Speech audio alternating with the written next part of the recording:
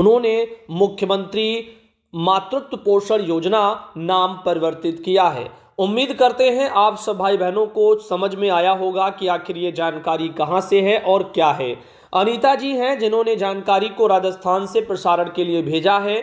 और इसके अलावा अगली जानकारियों की तरफ हम चलें तो गोरखपुर जनपद से जानवी जी आती हैं जिन्होंने बताया कि भैया जी, रामपुर सनाथ जिला गोरखपुर से जब मैं बच्चों का केवाईसी कर रही हूं तो कैप्चा डालने के बाद ओटीपी डालने पर लिख कर के आ रहा है कि कोई त्रुटि हुई है, हो नहीं रहा है। तो देखो, कैप्चा गलत आप भर रही होंगी, इसीलिए नहीं हो रहा। कैप्चा सही डालेंगी तो हो जाएगा। कैप्चा में ध्यान देना होता है कि अगर वो कैपिटल लेटर में है तो आपको भी वो सेम कैपिटल लेटर में बनाना है। अंक लिखे हैं बीच में तो उन अंकों को बनाना है, सेम टू सेम रहेगा तभी कैप्चा आपका वेरीफाई होगा, अन्यथा इसी तरीके से वो फेल्ड हो जाएगा। बात करें काजल जी की, जो कि प्रयागराज से आती हैं, इन्होंने बताया कि प्रयागराज में 4500 प्लस 1500 हैं, जीरो बहुत अलग उन्होंने लिख दिया है, इसीलिए तो इतना मानदेय आ रहा है, शेष पैसा नहीं आ रहा है, ऐसा इनका कहना है। तो अपने विभाग से संपर्क कर सकती हैं। पीएलआई के पैसों को लेकर के आपका दरअसल सवाल है कि पीएलआई के पैसे नहीं आ रहे हैं, अतिरिक्त मानदेय और केंद्र का मानदेय बस इतना ही पैसा देखने को मिल रहा। तो हो सकता है आपके वहां परियोजना में पीएलआई ना लग रहा हो, या अगर बाकी सबका लग रहा, केवल आपका नहीं लग रहा, तो अपने विभाग से संपर्क कर लीजिएगा और उनसे जानकारी ले लीजिएगा कि किस वजह से आपका नहीं लग रहा। कार्यालय जिला कार्यक्रम अधिकारी जो ललितपुर के हैं, उन्होंने अपने यहां से 14 फरवरी को कल ही एक आदेश जारी किया है जिसका पत्रांक संख्या 855 है। सीडीपीओ, प्रभारी सीडीपीओ को लिखा गया है लेटर।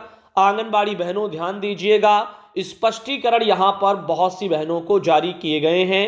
लिखा गया WHO एवं यूनिसेफ के जनपद एवं ब्लॉक स्तरीय प्रतिनिधियों के द्वारा माह जनवरी 2025 में विचसंडी सत्रों तथा आंगनबाड़ी केंद्र का निरीक्षण किया गया तथा विभाग द्वारा प्रदान की जाने वाली सेवाओं का स्थलीय सत्यापन लाभार्थियों से वार्ता करके किया गया। निरीक्षण स्थलीय सत्यापन के समय पत्र के साथ संलग्न सूची के अनुसार कुछ आंगनबाड़ी कार्यकर्ता सहायिका विचसंडी सत्रों पर अनुपस्थित पाई गई। कुल आंगनबाड़ी कार्यकर्ती सहायिकाओं के द्वारा विचसंडी सत्रों पर बच्चों और महिलाओं के वजन माप के लिए वजन मशीन तथा लंबाई ऊंचाई मापने के लिए स्टेरियोमीटर, इन्फेंटोमीटर उपलब्ध नहीं कराया गया। आंगनबाड़ी कार्यकर्ताओं के द्वारा विचसंडी सत्रों पर स्वयं श्रेणी के बच्चों के स्वास्थ्य जांच के लिए नहीं बुलाया गया। भौतिक सत्यापन में लाभार्थियों द्वारा अवगत कराया गया कि उन्हें अनुपूरक पोषाहार संबंधित केंद्र से विगत माह में प्राप्त नहीं हुआ और केंद्र पर उपलब्ध अवस्थापना सुविधाओं जैसे शौचालय, पेयजल आदि का भी सत्यापन नहीं किया गया, जिसमें स्थिति ठीक नहीं पाई गई। कुछ आंगनबाड़ी केंद्रों पर संबंधित कार्यकर्ती द्वारा पोषण ट्रैकर ऐप पर 0 से 5 वर्ष के बच्चों की वजन लंबाई से संबंधित फीड किया गया जो डाटा था उसका भौतिक सत्यापन किया गया, जो कि सही नहीं पाया गया। उक्त स्थिति अत्यंत ही चिंताजनक है। यानी देखो, अगर किसी का काम साफ सुथरा होगा तो आंकड़े हर जगह एक जैसे होंगे। अगर कोई यूं ही आज वजन भरना है, अपने मन से बस थोड़ा थोड़ा घटाते बढ़ाते करके सब वजन भर दिया और फिर भूल गए, उसके बाद रजिस्टर पर बनाने की बारी आई तो किसी और दिन ऐसे ही वो भी चढ़ा दिया। अगर ऐसे करोगे तो आंकड़ों में फेरबदल तो रहेगा ही। इसके दो तरीके हैं कि आप पहले रजिस्टर पर अपना वजन करो बच्चों का, लाभार्थियों का, और जब वो सब हो जाए लंबाई और वजन, फिर उसके बाद पोषण ट्रैकर पर रजिस्टर से ही फीडिंग करो ताकि दोनों जगह के आंकड़े सेम हो। अगर अलग होंगे, भिन्न होंगे, तो फिर चीजें ऐसी ही सामने आएंगी और वो फिर गलत होगा, और गलत तो फिर गलत ही होता है, वो पकड़ा जाएगा। तो चीजों को जानते हर कोई है लेकिन फिर भी करते हैं ऐसा, और फिर भी आप देखेगा फिर इसीलिए स्पष्टीकरण ऐसे लोगों को मिल जाते। लेखा एतय संलग्न सूची में अनुपस्थित सैम बच्चों को विचसंडी सत्रों पर न बुलाने, वजन मशीन उपलब्ध ना कराने, स्टेडियोमीटर, इन्फेंटोमीटर उपलब्ध ना कराने वाले, लाभार्थियों को नियमित रूप से अनुपूरक पुष्टाहार वितरण भी ना करने वाले, और पोषण ट्रैकर ऐप पर 0 से 5 वर्ष के बच्चों की लंबाई, ऊंचाई, वजन से संबंधित जो गलत डाटा है, जो त्रुटिपूर्ण डाटा है, उसकी फीडिंग करने वाली आंगनबाड़ी सहायिका, इन सबको भविष्य के लिए सचेत करते हुए निर्देश किया जाता है कि उक्त निरीक्षण में पाई गई कमियों के संबंध में अपना स्पष्टीकरण संबंधित बाल विकास परियोजना अधिकारी के माध्यम से अधोहस्ताक्षरी कार्यालय में 17 फरवरी तक अनिवार्य रूप से प्रेषित करना सुनिश्चित करें। तो इन आंगनबाड़ी सहायिका बहनों को 17 तारीख के पहले यानी 17 फरवरी के पहले अपना इसी संबंध में स्पष्टीकरण देना है सीडीपीओ को। सीडीपीओ के जरिए से फिर डीपीओ के पास जाएगा। वजह मैंने आपको बता दी है, क्या क्या रही, कई वजह रही हैं। फिर चाहे वो विचसेंडी सत्रों से लेकर के पोषण ट्रैकर तक की सारी चीजें यहां पर मेंशन की गई हैं।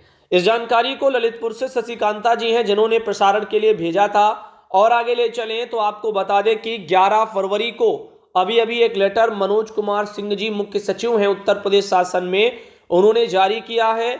समस्त जनपदों में समस्त पुलिस आयुक्त, वरिष्ठ पुलिस अधीक्षक उत्तर प्रदेश, समस्त विभागाध्यक्षों को, मंडलायुक्तों को, जिलाधिकारियों को, समस्त अपर मुख्य सचिव को, प्रमुख सचिव को और सचिव को, सबको भेजा है। जिसका आप देखते हैं विषय जो है वो है कार्यालय आते समय 2 पहिया वाहन चालकों एवं उनके सहयात्रियों के लिए हेलमेट तथा 4 पहिया वाहन चालकों एवं अन्य यात्रियों के लिए सीट बेल्ट का अनिवार्य उपयोग किए जाने के संबंध में। तो यहाँ पर आप सबको पता है कार्यालय आने जाने में बहुत से कर्मचारी अधिकारी जो ड्यूटी करते हैं वो कई दफ़ा आप देखे होंगे कोई हेलमेट नहीं लगा रहा, कोई कुछ इस तरह से।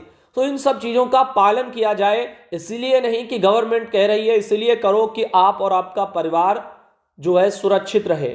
आप चाहे गाड़ी चला रहे हैं तब भी हेलमेट जरूरी है, आप पीछे बैठे हैं उसके लिए भी उतना ही हेलमेट जरूरी है। दोनों चीज़ों को ध्यान में रखिए। ये नहीं कि जो चला रहे हैं केवल उन्हीं के लिए हेलमेट चाहिए, जो बैठे हैं बाइक पर उनको भी हेलमेट की आवश्यकता है, इसका ध्यान रखो। जैसे कार में बैठने के बाद सीट बेल्ट अनिवार्य है।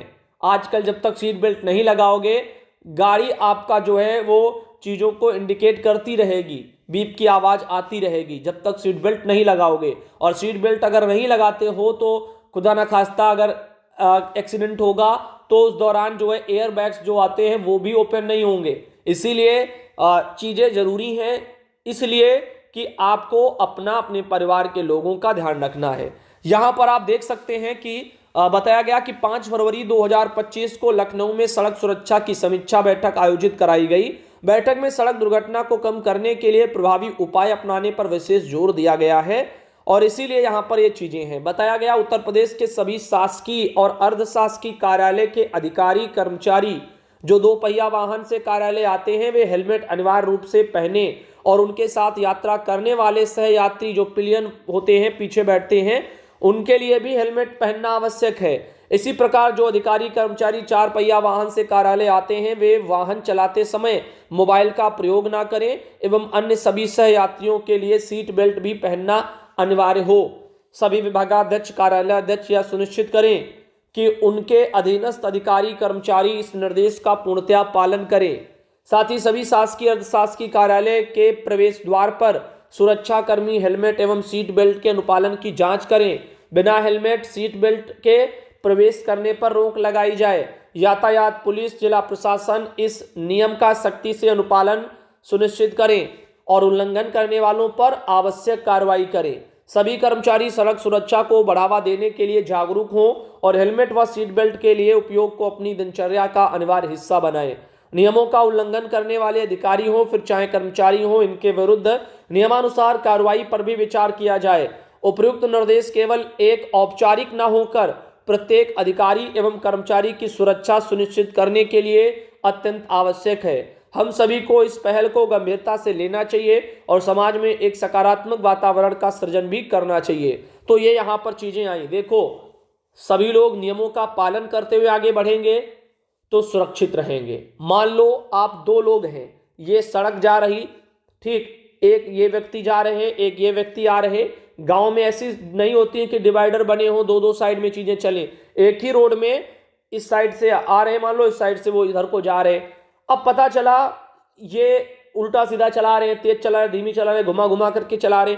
ये अच्छी चला रहे हैं, फिर भी पता चला ये आए और इनके लड़ा दिया। ये बेचारे आराम से जा रहे थे, इनको भी लड़ा दिया, तो इनको भी चोट लगेगी और इनको भी लगेगी, दोनों को लगेगी। यानी गलती जरूरी नहीं है कि आप अच्छी चला रहे हैं तो केवल आप सुरक्षित रहेंगे। जो लोग सही नहीं चला रहे हैं उन लोगों की कमियां भी आपको ले डूबेंगी। इसीलिए तो कहा जाता है कि सभी लोग पालन करें तो चीजें आउटपुट बेहतर होंगे। लेकिन फिर भी अगर कोई गलत चला रहा है इसका मतलब ये नहीं कि हम भी वैसे ही चलाएंगे, हम सही चलाएंगे तो फिर क्या जब वो सामने वाला आकर के हमारे वाहन में टक्कर मार दे। ठीक, तो समझो क्या चीजें हैं कि आप सही चलाएंगे, आप देख लेंगे कि सामने क्या है, उस हिसाब से आप अपना कंट्रोल में रखेंगे गाड़ी को। ये चीजें होती हैं। तो कुल मिलाकर के सबको ध्यान देना चाहिए। जीवन बड़ा अनमोल है, इस पर विचार कीजिए। ये यूं इस तरह से बर्बाद मत करो। इधर लिखा गया श्रीकांत सक्सेना जी हैं जिन्होंने अपने वहां से जानकारी बदायूं जनपद से ऑल इंडिया को प्रसारण के लिए भेजी थी। और आज के इस वीडियो को यहीं तक रखते हैं। धन्यवाद।